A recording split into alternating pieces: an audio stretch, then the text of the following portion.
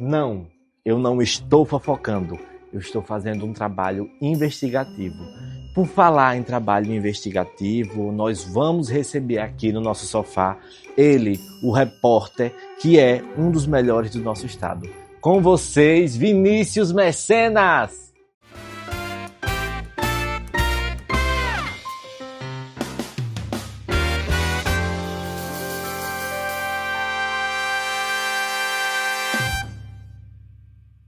É isso aí, pessoal. Hoje aqui tá bem chique, viu? Olha, a gente tá com um repórter a nível nacional, que é nosso aqui de Sergipe. Seja bem-vindo, Vini. Obrigado. Chamei de Vini, né? Porque você falou aqui nesse instante que tem gente que ele chama de Vini, já chamei meio intimamente. Vini, Mecenas. É porque são as derivações. Hoje é o dia da gente lhe mostrar agora intimamente.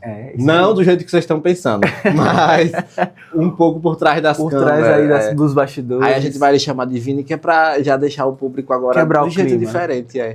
Você, já quero começar já falando do Vini mais antigo. Tá, vamos lá. O que foi que lhe inspirou a ser jornalista?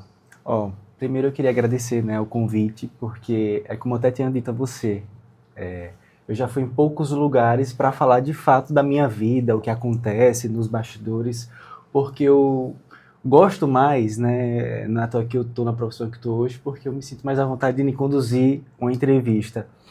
Você ser conduzido já é um outro esquema, né? Então, desde já eu agradeço aí o convite.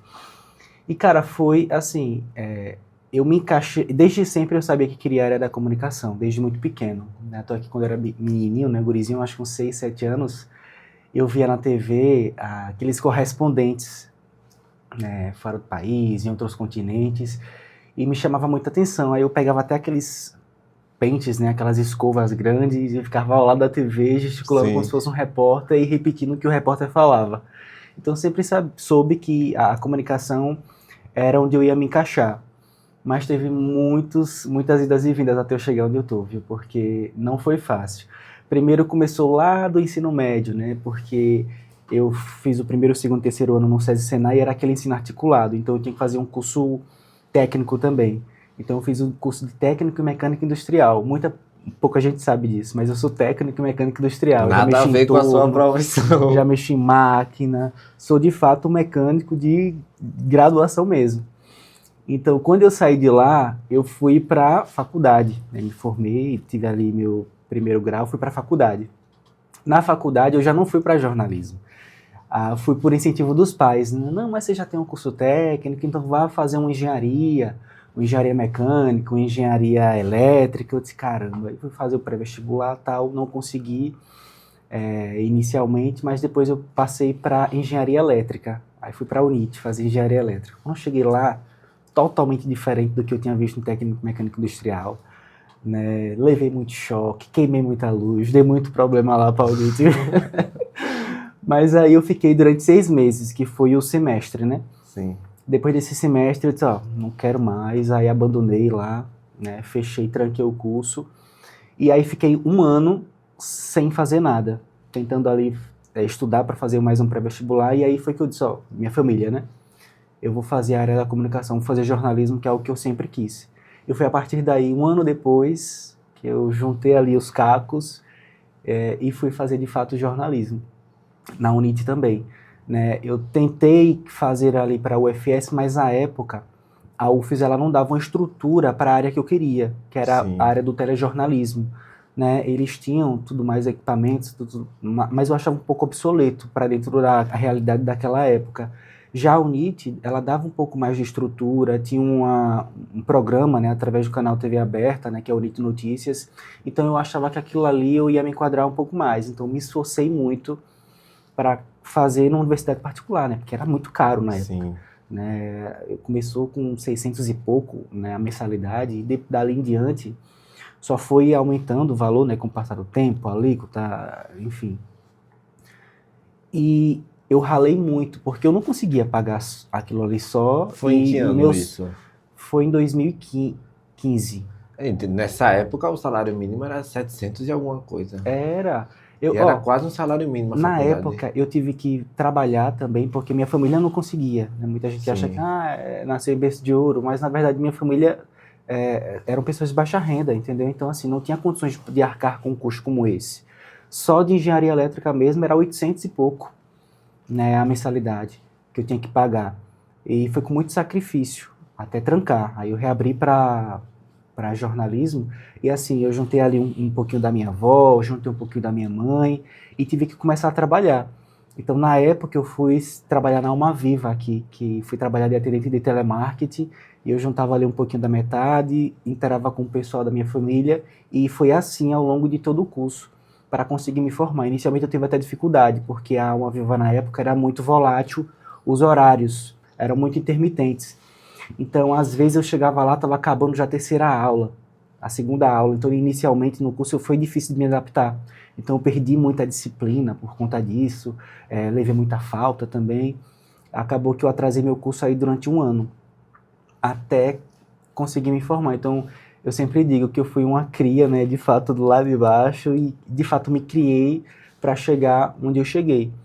E quando eu fui fazer, até na época de engenharia, né, logo quando eu me formei no curso de técnico mecânico industrial, a minha mãe também tinha uma loja de bateria. Ela sempre trabalhou no ramo de bateria automotiva, né? Carro, de caminhão e tudo mais. E ela tinha um funcionário dela, mas eu achava que era um funcionário que não dava conta da demanda.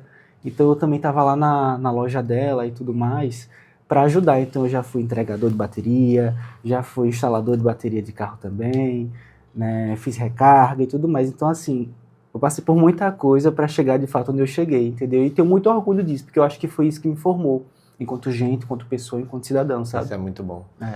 Duas faculdades ao mesmo tempo. Quase. A da vida e a literalmente.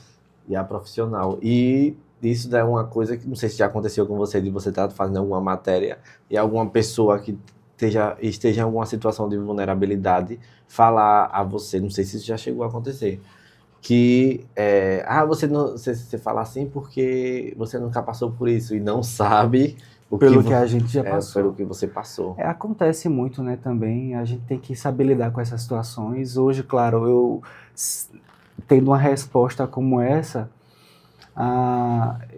eu não vou, claro, conseguir expor a minha situação naquele momento, né, para a pessoa.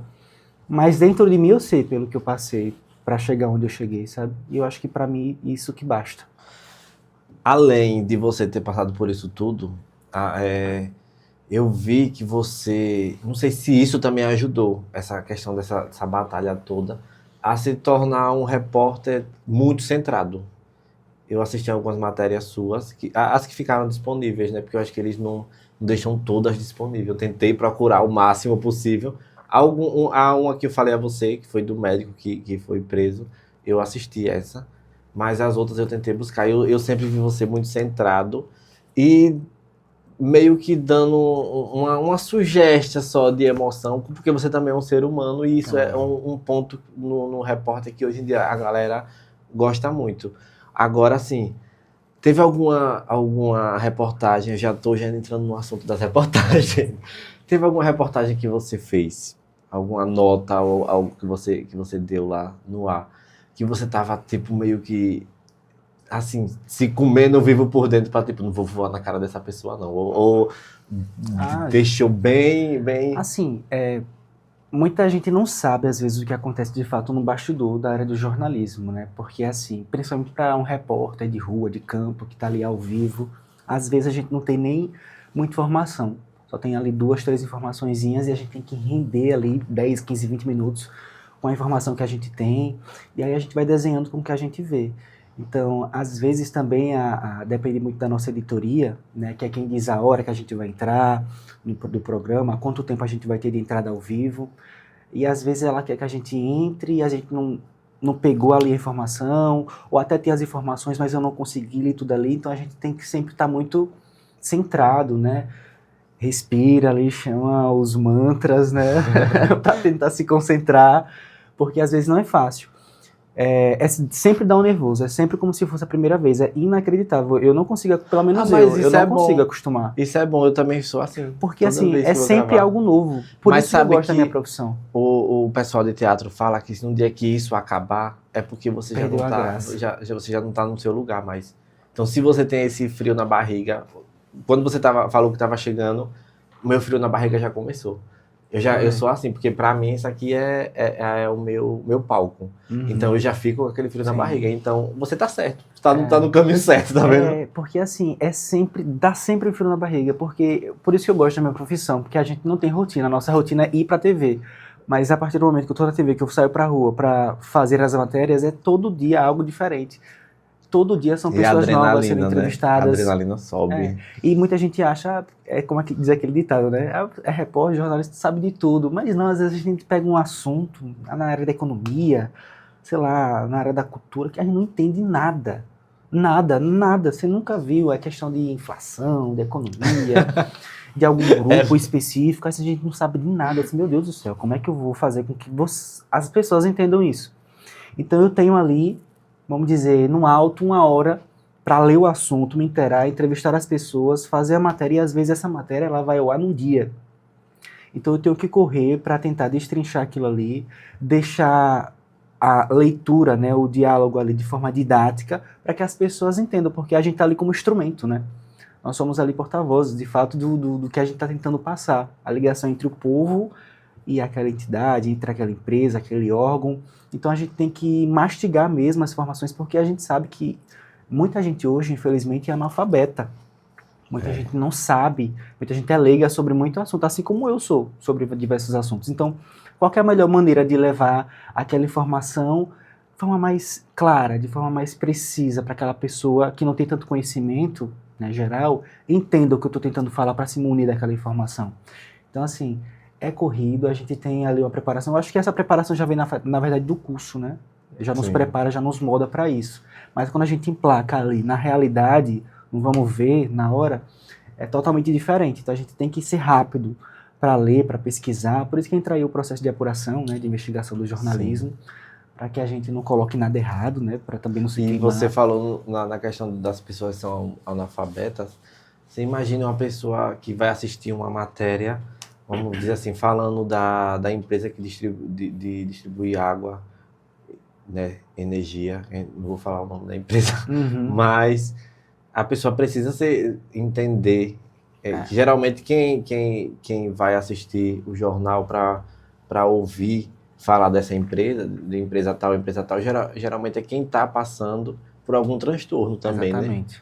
E aí, para você, eu acho que isso se torna uma parte difícil, você tentar ser o mais claro possível para toda a população dentro de um tempo. Curto tempo, né? E se for ao vivo, aí é mais difícil, né? Ah, sem dúvidas. Aí tem que ter uma concentração, né? Para que a gente não perca o foco, não fique titubeando, né? Gaguejando e tudo mais. Porque, primeiro, esteticamente fica feio, né? Um repórter entrar no ar, tipo assim, gaguejando, ou ficar pensando demais, ou ficar no... Então... Ou ficar naquele silêncio absoluto. Então, existe ali uma preparação para que nunca faltem palavras, né? A gente, sei lá, tá lendo aquele assunto, mas lembra de um outro que aconteceu de forma similar, para tentar trazer, arrumar ali um contexto, uma explicação, uma análise de última hora, para a gente, de fato, sambar na peneira quente para não deixar a bola passar, né? Qual foi a matéria que você mais gostou de fazer? Você tem alguma assim que você diga, não, essa aqui foi muito, muito boa para mim, eu me diverti o máximo que eu pude fazendo? Cara... eu gosto muito de pautas culturais, sabe? Eu acho que eu me jogo assim, de fato, de corpo e alma, porque a gente fala da nossa essência, né? O Nordeste é uma região muito cultural, que tem muita coisa para mostrar, e aqui em Sergipe não é diferente, né? Principalmente quando a gente foge da nossa realidade, porque normalmente a gente trabalha muito na questão da Aracaju, região metropolitana e tudo mais. Então quando a gente sai dessa caixa, vai para outros lugares aí, em outros municípios, que a gente pode explorar um pouco mais, a gente vê muita coisa. E eu tive uma matéria em Japaratuba, que eu fiz ano passado, na festa de Santos Reis, que eu sou apaixonado, todo ano eu vou. Seja para trabalhar, seja para curtir, pros dois, porque a gente, claro, deve unir o útil ao agradável, né? Então, para mostrar o quão linda foi a festa de Santos Reis. Eu lembro que nesse dia eu tava de folga da TV, né? E aí eu entrei em contato com o pessoal lá do município, da gestão, para entender como era a demanda para a gente fazer uma matéria. levei meu celular, levei a canoplazinha da TV e de lá mesmo entrevistei as pessoas, peguei as imagens e tudo mais. Então eu fui ali como é que diz? Eu acho que é vídeo repórter, né? Você mesmo que faz o vídeo, você mesmo é o repórter. Ah, virou um mini doc. É. Então, assim, foi muito massa, porque eu pude mostrar algo que é uma essência do interior daqui, do litoral norte, né, daqui do nosso estado, que é a cabacinha, a Guerra das Cabacinhas, foi essa historinha que eu contei, mostrando a importância, o surgimento, e a materialidade disso aqui para o nosso estado e para o município de Japaratuba. E me diverti horrores, né? Porque assim, você entra no clima, eu tô falando da Guerra da Cabacinha, então Você automaticamente tomou uma já... surra de cabacinha lá? Várias. Várias cabaçadas e arde pra caramba, viu? Arde muito. Sabe quem me deu a minha primeira surra de cabacinha? Minha bisavó. Foi mesmo? Minha bisavó, eu pequeno chorando, com medo de levar a cabacinha sair isso em Siriri. Eu só botei o pé na calça da minha avó e me jogou. Ela mesmo me jogou na calçada e tame. Eu disse, com a bisavó dessa, ninguém precisa de mim. E foi muito massa, porque assim, agora tem gente perversa, viu? Que dá valendo, não entra na guerra pra guerrear mesmo. Tem gente que leva pro lado pessoal. E eu levei várias que chegavam. Meu medo era pegar no rosto, né? Porque eu uso óculos, né? Então eu tava com me pegar na minha cara, assim, mas pegou no pescoço, pegou na camisa, na caixa dos peitos, então foi algo que eu me diverti muito fazendo e no final das contas eu pude mostrar, né, a importância dessa festa, da tradição e tudo mais para tantas pessoas que às vezes nem conhecem, não sabem nem o que é. Tem muita gente também que veio também, tá morando agora em Sergipe e não entende essa cultura do interior. Exatamente. Teve uma outra também nessa parte cultural, já que foi no município de Estância, né, que teve a salva junina, que é a abertura, né, daquela folia toda no período de São João, desses festejos tradicionais que tem lá aqui no sul do estado. Então, teve guerra de busca-pé, de espada. Sim. Eu até brinquei com o prefeito numa entrada ao vivo que eu fiz no programa Cidade Alerta. Eu entrei com um busca-pé, o prefeito entrou com outro e a gente fez a festa ali na hora. Então é massa, né, porque a gente se diverte, a gente entra no clima e a gente informa. Eu acho que é o combo completo. Isso. Aqui em Socorro tem os fogueteiros, você sabia? Ali da Taiçoca. Não. É uma boa ideia para você fazer. Uma sugestão. Aqui tem um cortejo do mastro. O mastro eu conheço. Aí eles sobem e ali na praça da igreja eles fazem as guerras. E passam o tempo todo. Eu acho que vai mais de horas eles lá guerreando. Ixi, Maria. Eu acho muito divertido. Tenho medo. Porque também você tem que se proteger todo, né? Busca-pé pode estourar, Sim. Pode lhe queimar. Aqui tem uma tradição também que é de... O mastro vai pegando cachaça nas portas tradicionais. Eu tenho até... A gente até fez um vídeo. Quem fez foi Alan. Ele saiu filmando. E a gente postou só o take de como era a festa do mastro. Porque no dia eu tava... Eu muito afoito, querendo Sim. participar da folia... Fui, peguei chuva, tipo 5 minutos de chuva e 5 minutos de fumaça. Pronto, me entupi. Acabou o homem. Acabou. Aí eu disse, como é que eu vou terminar? Aí eu fiquei em casa, mas ele subiu Sim. e ele mostrou a emoção das senhoras, das famílias tradicionais aqui de Socorro. Sim. Chorando, tipo, porque quem começou a festa já faleceu. E é uma cultura que... Eles deram continuidade, né? E é uma cultura que ainda resiste. Porque outra família... tomou conta dessa festa para não deixar morrer. E aí, mas passa na porta, tipo, da viúva, dos filhos. E a galera... É um dia de emoção aqui em Socorro. É muito emocionante. Perdão. Bonito. E é importante que as pessoas façam isso, né? Não deixem isso ser colocado, de fato, um ponto final, porque é muito bonito. Né? E pra gente que já é daqui, eu mesmo fico encantado com essas festas, assim. E imagino para quem é de fora, que às vezes nunca viu, não conhece, não sabe o que está acontecendo. Então é algo muito novo. Então eu acho que, não só aqui em Socorro, mas em todo o estado de Sergipe, todos os municípios que têm de fato essa tradição, é não deixar de fato isso morrer, né? Se papagar. Sim. Agora, voltando ainda a falar das matérias que você fez. Agressão, vamos dizer assim, moral, verbal, seja na internet ou em outro lugar, você já passou por isso? Então, já. Teve um caso recente, inclusive esse ano, em abril desse ano, que eu estava fazendo, inclusive, uma matéria de denúncia da alta demanda de atendimentos que estava tendo dentro do USE, que é o Hospital de Urgência aqui de Sergipe, né, governador João Alves Filho. A equipe chegou lá para mostrar o grande volume de pessoas que não estava a unidade não estava dando conta, né, por conta da grande quantidade de pessoas que estavam lá para serem atendidas.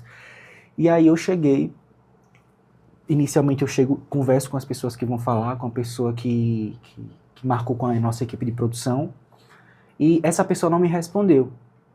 Na hora, quando eu cheguei lá, sumiu. Então, não sabia se ela tinha ido embora, se deu algum problema no celular, ou se estava até sendo atendida. Mas eu vi que outras pessoas também estavam reclamando daquela situação.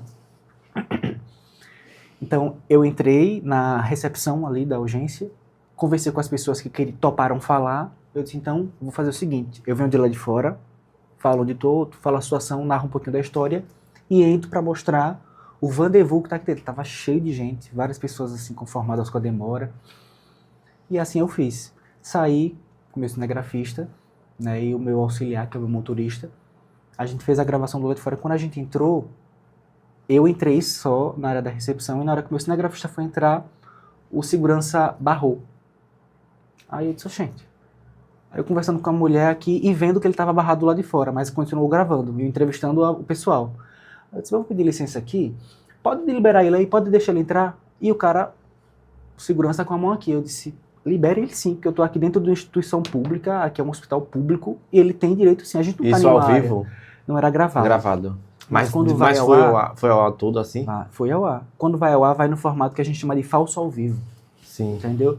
Então, ele impediu a nossa equipe de reportagem a entrar em um lugar que não era nenhum lugar proibido, era uma recepção. Então, qualquer um podia passar, andar e tudo mais. Então, eu queixei ele na hora, né, fui mais grosso com ele, e aí ele liberou. A assessoria do hospital estava atrás dele, né, do segurança, e disse, deu um toquezinho, eu percebi, deixa ele passar, deixa ele passar. E aí a equipe entrou toda. Então, naquele dia, a matéria foi ao ar e foi publicada como tradicionalmente a TV faz. Essa matéria ela foi colocada no YouTube da TV Atalaia.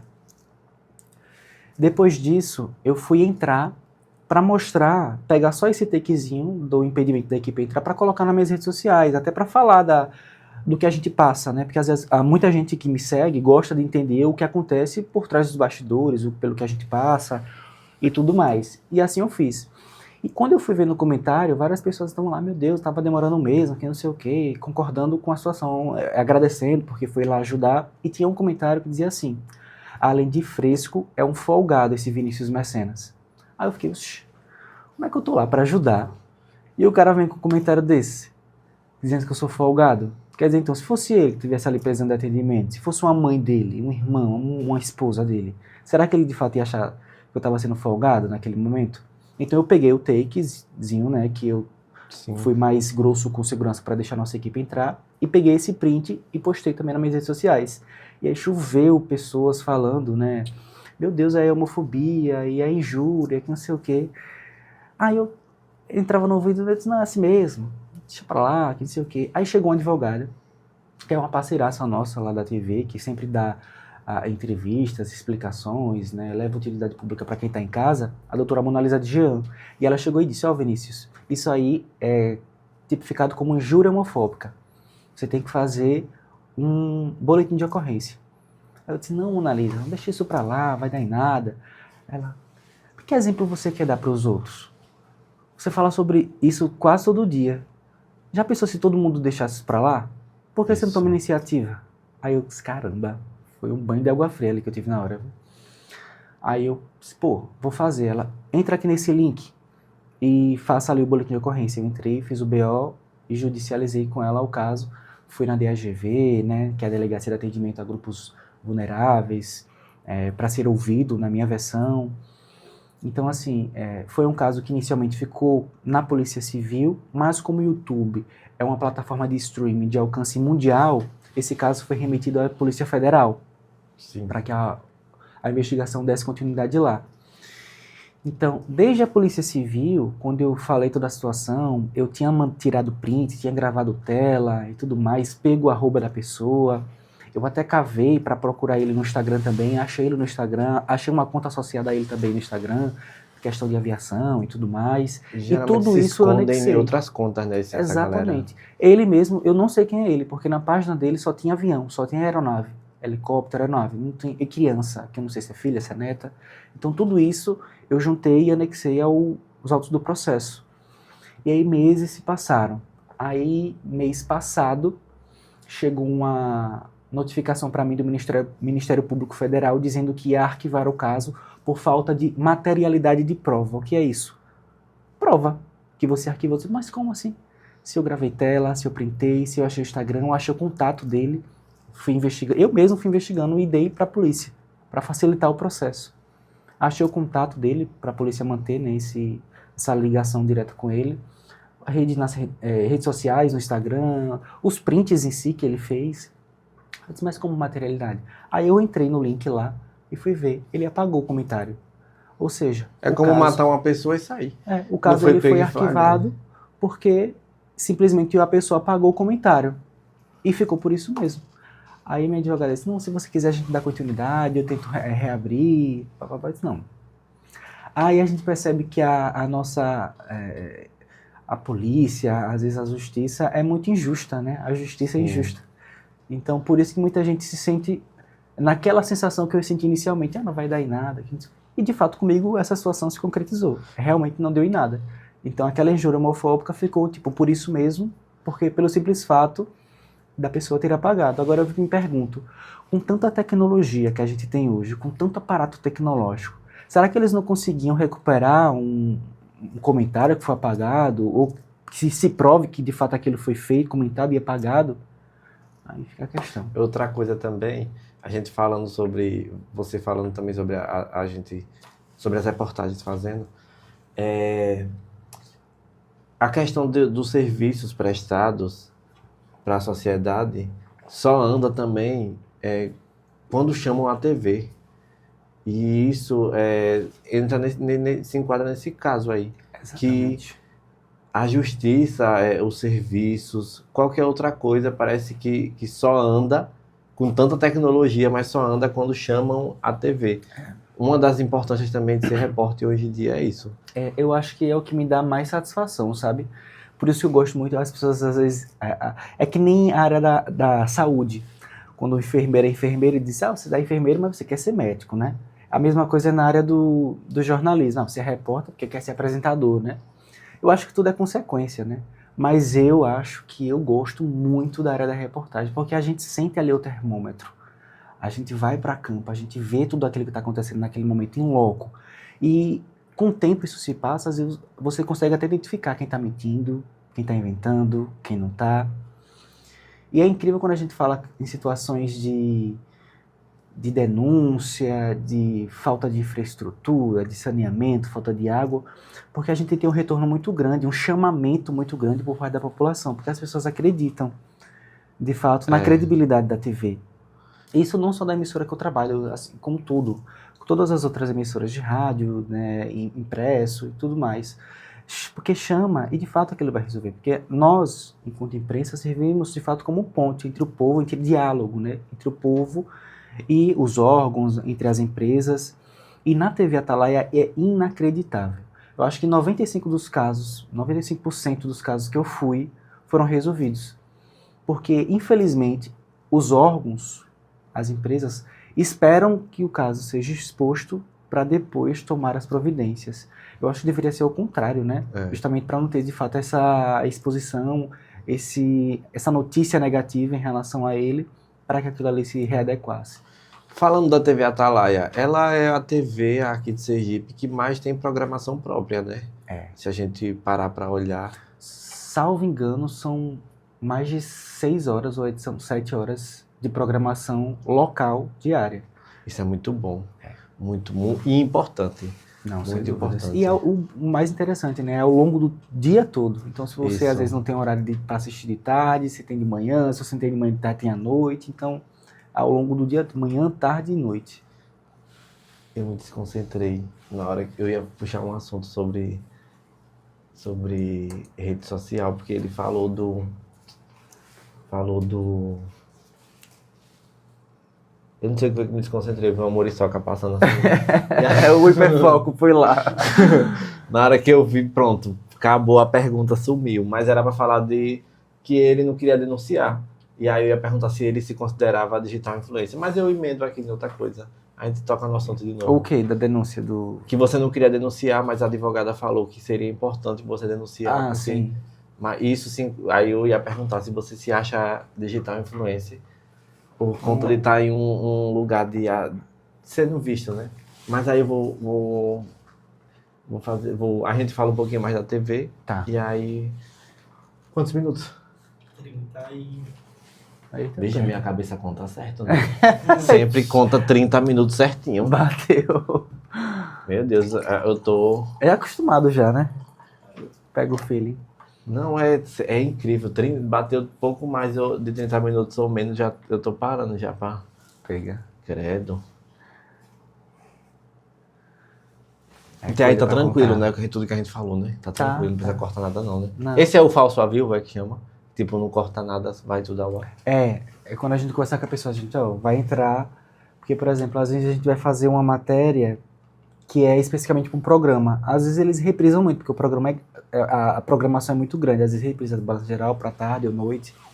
Aí o falso ao vivo que a gente chama é, tipo, se eu tô de dia, né? Tá falando aqui um problema de dia. Então, a gente vai entrar, eu converso com as pessoas, né? Ó, na hora de eu me direcionar a você, tá de dia. Mas não dê bom dia não dê boa tarde não, deixe neutro. Porque às vezes eles usam pela manhã e usam pela tarde, então pode aproveitar. Aí Porque se diz der bom oi. dia e for à tarde, aí vai dar o tilt na cabeça da Sim. pessoa. Aí a pessoa só diz oi e pronto. Oi, Só ó. responde. É assim mesmo que tá essa situação aqui de buraqueira? Pronto, já Oi. vai. Aí não precisa dizer oi. Só dizer, tá fudido. É assim, pronto. Já alguém já chegou e jogou algum palavrão assim? Tipo, Oxi, você, diversas vezes. como é que tá a situação da água? Diversas Tá vezes. foda! Diversas vezes.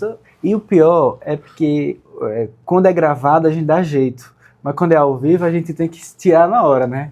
A depender do que a pessoa fala, às vezes pode gerar até uma situação maior até pra TV, né? Porque a gente tá ali no horário Sim. nobre e tudo mais. Então às vezes a gente tem até que interromper aquele ao vivo e parar por ali mesmo.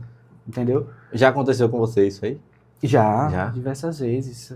Principalmente no tempo de política. Eita. Porque quando chega na época da política, a TV ela cobre tudo, né? Todos os lados, é uma TV muito democrática. E às vezes, fulano de tal invade querendo falar, tal situação quando tá do outro lado, e ali pode gerar uma situação até jurídica mesmo, entendeu? Então a gente tem sempre que se policiar bastante para que tudo aconteça certinho. Você já fez alguma matéria que do nada assim tava os dois lados da história e os dois se pegaram no tapa? Não, isso nunca aconteceu, pelo menos comigo não. Isso acontece mais na Bahia, né? Da galera começar Na Bahia acontece tudo, né? Não sei o que, não sei o que, não sei o que. Vai, pau. Aqui não. Eu tô até Aqui com gera medo mais da Bahia. Aqui gera mais um desconforto, né? Por exemplo, às vezes eu já tive muito na lese, entre líder da situação e líder da oposição, na própria Câmara de Vereadores, que a gente tá ali com um tema polêmico. Eu não me lembro qual foi o assunto da vez que eu entrei, mas que gerou um certo desconforto de um lado para o outro. E eu ali no meio do fogo cruzado. Né? Tipo, o cara chamando o outro de mentiroso. Não é assim, né, que ele tá falando, não é mentira, não é assim. E aí, gerou, como se fosse um bate-boca mesmo, entendeu? Aí, no caso, você faz o quê? Você só... Não, a gente tem que Ou tentar você contornar não, aquela senhor, situação. calma, não sei o quê. Ou você só Na fica época ali eu assim, disse, ó. eu acho que foi, vamos acalmar os ânimos para que a gente entenda, porque no final das contas vai ter bate-boca aqui, não é isso que a gente quer mostrar, né? A gente quer levar a informação do que de fato está sendo discutido aqui. Então, como o senhor já deu as suas palavras, vamos agora de fato ouvi-lo, né? O outro vereador. E aí eu conduzi a entrevista. Tem que ter o jogo de cintura na hora, né? É porque tem tudo um muito tempo imprevisível. também, né? Tem um tempo também, né? E vai pra TV. Se fosse aqui e eu tivesse nessa cena, eu ia dizer, senhor, vamos conversar lá fora, todo mundo assim. Corta a câmera. Vamos todo mundo lá pra fora, assim, porque aí vai ser melhor, porque aí vai. Não, comigo não quer acontecer essa situação não, graças a Deus, que não aconteça. Outra coisa que eu vou perguntar aqui, assim, só pra nós, ninguém vai saber não. Certo. Você acha que as TVs daqui tem uma guerra? Porque toda TV tem guerra, vamos ser sinceros. O saudoso Silvio Santos sempre falava Sim. isso. Você acha que aqui esse negócio é, tipo, uma ficar assistindo a outra? Os diretores, né? São diretores criativos, né? Não sei se chama assim. Mas fica assistindo a outra para tentar fazer algo parecido para... Em todo lugar tem isso. Muita gente não sabe, mas toda TV tem isso. A gente tem as nossas TVs e sempre tem uma para assistir a da outra. Até porque a gente tem que estar sintonizado em tudo, não só com a outra TV, né? Aqui, no caso, no nosso estado, nós só temos 2 emissoras. Tá chegando agora, de fato, a terceira, né? Que não tem uma filial aqui ainda, mas que está se instalando cada vez mais. Mas não só em relação à TV, a gente também fica de olho em portais. Hoje em dia, tem muita página, são famosas páginas de fofoca, né, aqui, Sim. que muita coisa acaba sendo diluída e jogada de forma até sem nenhum tipo de apuração ou sem nenhum tipo de responsabilidade nessas páginas. Então a gente também fica de olho nisso, até para que a gente saiba o que de fato está acontecendo. Às vezes essa informação chega primeiro para a gente, mas às vezes chega primeiro para outra ou para outra, então a gente tem que sempre estar ligado, porque o que pode ser o furo de uma, a gente pode arrumar um outro assunto, uma outra notícia mais exclusiva daquele mesmo assunto e a gente expor. Então a Sim. gente tem que estar de olho em tudo, entendeu? Mas eu acho que essa questão da rixa, né, como você diz, Tem que ter, né? é uma concorrência, comércio, eu acho que é gente. saudável, né? É comércio. Porque como todo mundo quer ser melhor, toda que nem- empresa quer ser melhor que a outra, Que né? nem farmácia, né? Que nem Então eu acho que farmácia. isso é normal, eu acho que faz parte do jogo. E a gente tá aí pra jogar. Tem que ser assim, tem que tacar o pau mesmo. Assim, não tacar o pau batendo, gente. O que eu falo tacar o pau é, tipo, brigar mesmo por audiência. Senão não tem graça. A gente tá nesse bolo aqui pra isso. Eu também tô aqui, eu fico falando assim, brincando, mas eu também quero audiência, não vou mentir. Então, e Não, mas dinheiro. O intuito é Eu esse. lembro, você falando isso aí, me lembra até uma situação que aconteceu agora em São Paulo, com o pessoal da Record. E eu não me lembro se foi da Band ou foi da SBT, que um repórter estava entrevistando uma mulher, e aí chegou a repórter da Record e é a Abdu, eu só lembro do sobrenome dela, é Abdu, chegou e colocou o microfone. E aí o repórter pegou e empurrou ela, que não sei o que, foi o maior burburinho, várias páginas repostaram, não sei se você lembra disso. Eu vi algo parecido com isso, mas foi com o do SBT. Não, quase todas, Rede TV, SBT, nesse dia. Foi Rede TV, eu acho. É, na verdade, então. foi Rede TV. O da Rede TV e do SBT, se eu não me engano, brigaram. Mas eu não vi algo que... Isso é antiético no meio dos jornalistas? Porque, assim, depende da situação, depende da circunstância, entendeu? Eu acho que aqui, por exemplo, eu nunca tive esse problema, não. Eu acho que sempre tudo foi além de muito diálogo, entendeu? Entre um colega e o outro. Ó, eu tô para entrar ao vivo daqui a 2 minutos, eu tô para entrar daqui a 10, então eu entro primeiro, depois você entra. Tudo bem? Tudo. Ok. Nunca teve esse problema. Então, assim, chegar a esse ponto, eu acho que é uma falta de ética e de profissionalismo, assim, tremenda, sabe? Eu não imaginava isso não, você acredita? Exatamente. Sabe por quê? Porque às vezes a gente vê algumas reportagens e vários microfones, né? De várias TVs ao mesmo tempo. Mas ali é gravado normalmente, ou é uma coletiva de fato que está ali ao vivo, mas é tudo desenhado antes, é tudo conversado, até para saber quem vai entrar ao vivo, quem não vai, quem vai fazer gravado, porque gravado você pode entrar em qualquer momento, e ao vivo é aquela hora, o negócio tá rolando ali, então você tem que ter a prioridade, entendeu? Normalmente é assim que funciona. Teve até uma situação agora recente, com uma colega minha da outra emissora, e que foi o maior rendezvous na hora, foi no auge do assunto do momento, que foi a doutora Daniele Barreto e o caso José Lael, né, da médica que encomendou a morte do próprio marido. Foi um dia em que ela foi encontrada morta dentro da prisão, né? Eu estava na região central da cidade e disseram, vai lá correndo que parece que ela se suicidou. Então a gente foi para lá, quando chegou lá, como era longe, né, a gente já chegou, eram as 5h30, a gente chegou lá por volta de 6h15, não, 6h10 por aí.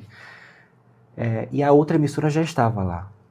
Então eu conversei com ela, você tá para entrar ao vivo também? Que a gente tá para entrar ao vivo, minha produção já marcou com o advogado dela, que era a peça-chave daquilo ali. Então só tinha um cara para dar entrevista para 2 emissoras que estavam prestes a entrar ao vivo a qualquer momento. Eu era só para me posicionar que a gente já entrava no ar. E a outra, eles não estavam com a programação no ar ainda. Só ia começar 6h30, salvo engano. Ou era 6h40. Mas eles já estavam lá e já, claro, tinha conversado com um cara. Então, quem chega primeiro é que tem a prioridade. Entendeu? Mas como a gente já tinha esse ao vivo e o programa deles ainda não tinha nem começado, a prioridade ali então era nossa.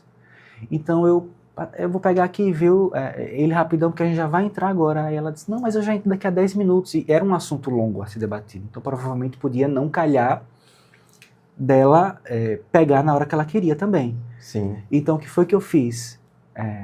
Eu peguei ele, não, mas eu já vou entrar daqui a 2 minutos, já estão me chamando aqui, que não sei o quê. Entrei com ele, ficou aquela situação, né? E o cara lá Sim. meio perdido, pô, eu vou pra cá, eu vou pra lá. Eu disse, cara, a nossa produção já entrou em contato contigo. Você disse que ia estar à disposição a partir de 6 horas, já é 6h10. E aí? Ah, não, que não sei o quê. Então pronto, aí entrou no ar com ele.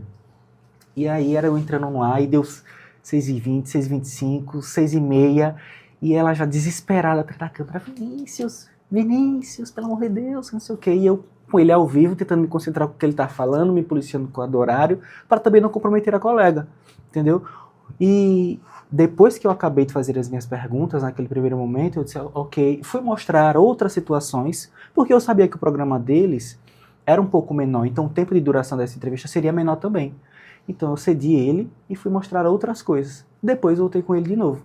Mas por que essa briga? Por conta do furo. Entendeu? Quem entra primeiro com a informação Ganhou. Isso. Já e foi era. o que de fato aconteceu nessa situação. Todas as páginas replicaram a primeira frase que o cara deu. Se emocionou, chorou. Então, tudo acabou sendo vinculado com a marca da TV Atalaia. Entendeu? Isso Por aí isso que foi- existe, de fato, essa competição muito assídua. Vocês cobriram também o enterro dela? Ou vocês foram? Cobrimos, mas não foi a minha equipe que foi. Eu cobri toda, porque foi pelo dia, né? Então, eu, como já chegou tarde de noite, eu fiquei mais na... Eu já acompanho o caso dela desde o início, né? Desde O enterro dela morte, tinha muita tudo gente mais. do lado de fora do cemitério. Foi meio estranho isso. Assim, depois foi que a galera, antes do cortejo chegar, tinha uma boa concentração de gente lá. Não sei pra quê. Mas eram parentes, era Não. o quê? Não, tinha uma galera mesmo assim, parou uns carros. Coisa que eu nunca vi ali. Eu acho que às vezes também é porque ela era uma pessoa muito querida na área dela, né? Então ela Sim. teve muito paciente que ela... Por exemplo, uma dessas pacientes acompanhou ela e eu fiquei surpreendido desde o início, quando ela foi presa pela primeira vez lá no Prefeito.